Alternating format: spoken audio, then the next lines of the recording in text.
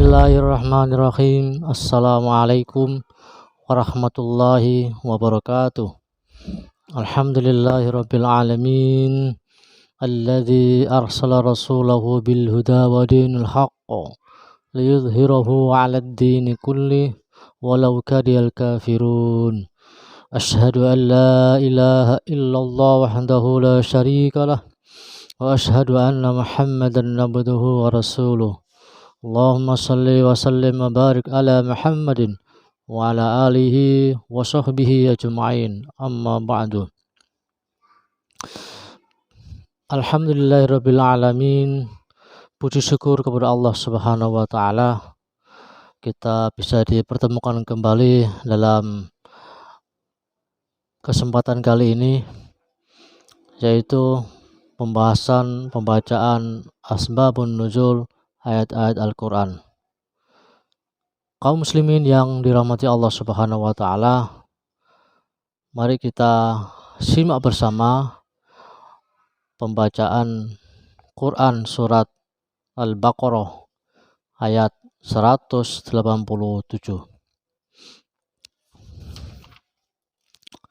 A'udzu billahi minasy syaithanir rajim. Bismillahirrahmanirrahim. Uhilla lakum laylatas syiyamir rafathu ila nisaikum hunna libasul lakum wa antum libasul lahun. Alimallahu annakum kuntum takhtanuna anfusakum fataba alaikum wa afa ankum.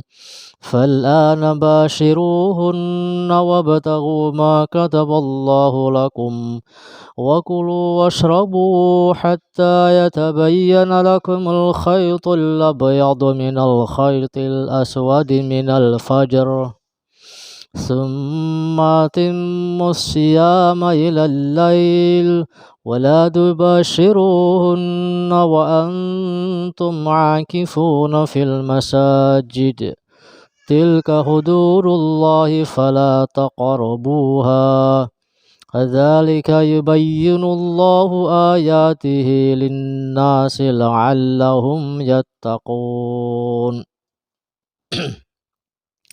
Artinya, dihalalkan bagimu pada malam hari puasa bercampur dengan istrimu. Mereka adalah pakaian bagimu dan kamu adalah pakaian bagi mereka. Allah mengetahui bahwa kamu tidak dapat menahan diri kamu sendiri, tetapi Dia menerima taubatmu dan memaafkanmu. Maka sekarang campurilah mereka dan carilah apa yang telah ditetapkan oleh Allah Subhanahu wa taala bagimu. Makan dan minumlah hingga jelas bagimu perbedaan antara benang putih dan benang hitam, yaitu fajar. Kemudian sempurnakanlah puasa sampai datang malam. Tetapi jangan kamu campuri mereka ketika kamu beriktikaf dalam masjid. Itulah ketentuan Allah Subhanahu wa taala. Maka janganlah kamu mendekatinya.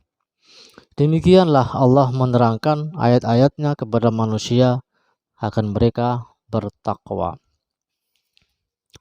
Asbabun nuzul ayat ini adalah diriwayatkan oleh Ahmad, Abu Dawud dan Al-Hakim dari Abdurrahman ibnu Abu Layla, bersumber dari Mu'az ibnu Jabal dari ibnu Abdul Layla, walaupun ia tidak mendengar langsung dari Mu'az ibnu Jabal, tapi mempunyai sumber lain yang memperkuatnya, bahwa turunnya ayat ini berkaitan dengan beberapa peristiwa sebagai berikut. Yang pertama, para sahabat Nabi Shallallahu Alaihi Wasallam menganggap bahwa makan, minum, dan menggauli istrinya pada malam hari bulan puasa hanya boleh dilakukan sewaktu mereka belum tidur. Di antara mereka adalah Qais ibnu Sirmah dan Umar ibnu Khattab. Qais ibnu Sirmah dari golongan Ansar merasa kepayahan setelah bekerja pada siang harinya. Karenanya setelah sholat isya, ia tertidur sehingga tidak makan dan minum hingga pagi. Adapun Umar ibnu Khattab menggauli istrinya setelah tertidur pada malam hari bulan puasa. Keesokan harinya ia menghadap kepada Nabi Shallallahu Alaihi Wasallam untuk menerangkan hal itu. Maka turunlah ayat ini, ayat 187. Yang kedua, seorang sahabat Nabi Shallallahu Alaihi Wasallam tidak makan dan minum pada malam bulan puasa karena tertidur setelah tibanya waktu berbuka puasa. Pada malam itu ia tidak makan sama sekali dan keesokan harinya ia berpuasa lagi. Seorang sahabat lainnya bernama Qais ibnu Sirmah atau dari golongan Ansor, ketika tiba waktu berbuka puasa, meminta makanan kepada istrinya yang kebetulan belum tersedia. Ketika istrinya menyediakan makanan karena lelah bekerja pada siang harinya, Qais ibnu Sirmah tertidur. Setelah makanan tersedia, istrinya mendapatkan suaminya tertidur. Berkatalah ia, "Wahai celakalah engkau." Pada tengah hari keesokan harinya, Qais ibnu Sirmah pingsan. Kejadian ini disampaikan kepada Nabi Shallallahu Alaihi Wasallam. Maka turunlah ayat ini, ayat 187 maksudnya. Yang ketiga, pada para sahabat Nabi Shallallahu Alaihi Wasallam, apabila tiba bulan Ramadan, tidak mendekati istrinya sebulan penuh. Akan tetapi terdapat di antaranya yang tidak dapat menahan nafsunya. Maka turunlah ayat alimallahu annakum kuntum tahtanuna anfusakum fataba alaikum wa fa'ankum sampai akhir ayat. Yang keempat, Ahmad ibnu Jarir dan ibnu Abi Hatim dari Abdullah ibnu Ka'ab ibnu Malik bersumber dari bapaknya meriwayatkan bahwa ada anggapan makan, minum, dan menggauli istri setelah tertidur malam hari pada bulan Ramadan adalah haram sampai berbuka puasa keesokan harinya. Pada suatu ketika Umar ibn Khattab pulang dari rumah Nabi Shallallahu Alaihi Wasallam setelah larut malam, ia ingin menggauli istrinya. Namun istrinya berkata, "Saya sudah tidur." Umar berkata, "Kau tidur?" Ya, ia pun menggaulinya. Ka'ab juga berbuat seperti itu. Keesokan harinya Umar menceritakan hal tersebut kepada Nabi Shallallahu Alaihi Wasallam. Maka turunlah ayat 187 dari awal sampai akhir. Yang kelima, bersumber dari Sahal ibnu Sa'id, Al-Bukhari meriwayatkan bahwa kata minal fajr dalam ayat 187 diturunkan berkenaan dengan orang-orang yang pada malam hari apabila hendak berpuasa mengikat kakinya dengan tali putih dan tali hitam. Mereka makan dan minum sampai jelas terlihat perbedaan antara kedua tali tersebut. Maka turunlah minal fajar. Kemudian mereka mengerti bahwa khaytul abyadi minal khaytul aswad itu tiada lain adalah siang dan malam. Yang terakhir, Ibnu Jarir bersumber dari Qatadah meriwayatkan bahwa kata wala tubashiruhunna wa antum akifunna fil masajid pada ayat 187 turun berkenaan dengan seorang sahabat yang keluar dari masjid untuk menggauli istrinya pada saat ia sedang iktikaf. Kaum muslimin yang dirahmati Allah Subhanahu wa taala, dari penjelasan ayat ini menerangkan bahwa dihalalkan bagimu untuk mencampur istri pada bulan puasa di malam hari. Yang kedua, makan dan minumlah ya, hingga jelas bagimu perbedaan antara malam dan siang, yaitu fajar, ya. Waktu makan dan minum pada bulan puasa Ramadan ditetapkan oleh Allah Subhanahu wa taala waktu maghrib sampai datangnya fajar. Begitu juga kita dituntut untuk menyempurnakan puasa kita dari fajar sampai datangnya malam, yaitu maghrib. Dan kita juga dilarang pada siang hari untuk mencampuri istri, khusus di bulan suci Ramadan. Dan ketika kita melaksanakan itikaf, ya, kita harus total itikaf. Tidak boleh pada saat kita itikaf kita melakukan hubungan dengan istri atau hubungan suami istri.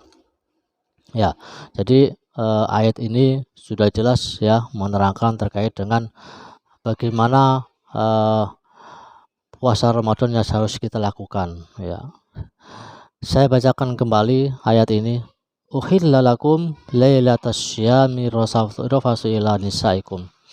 Dihalalkan bagimu pada malam hari puasa bercampur dengan istrimu. Hunna libasul lakum wa antum libasul lahunna. Mereka adalah pakaian bagimu dan kamu adalah pakaian bagi mereka. Alimallahu annakum kuntum takhtanuna anfusakum. Allah mengetahui bahwa kamu tidak dapat menahan dirimu, tetapi Dia menerima taubatmu dan memaafkanmu. Fataba alaikum wa afa ankum. Fal'ana bashiruhunna. Maka sekarang campurilah mereka dan carilah apa yang telah ditetapkan oleh Allah bagimu. Fal'ana bashiruhunna wabtahu ma kataballahu lakum. Wa kulu washrabu hatta yatabayyana lakumul khaytul abyadu minal khaytil aswadi minal fajar. Makan dan minumlah hingga jelas bagimu perbedaan antara benang putih dan benang hitam, yaitu fajar. Tsumma atimmul syama ilal lail. Kemudian sempurnakanlah puasa sampai datangnya malam. Wala tubashiruhunna, dan tetapi janganlah kamu mencampuri mereka ketika kamu itikaf di masjid, ya. Wala tubashiruhunna wa antum akifuna fil masajid. Tilka hududullah fala taqrabuha. Demikianlah Allah menerangkan ayat-ayatnya kepada manusia. Kadzalika yubayyinullah, kadzalika demikianlah yubayyinullahu ayatihi. Allah menerangkan ayat-ayatnya linnas kepada manusia la'allahum yattaqun, agar mereka bertakwa. Jadi dengan ayat ini ya, menerangkan bahwa demikian Allah menerangkan ayat-ayat kepada manusia agar mereka bertakwa. Kalau kita ingin menjadi orang bertakwa, maka ikutilah ketentuan Allah Subhanahu wa taala.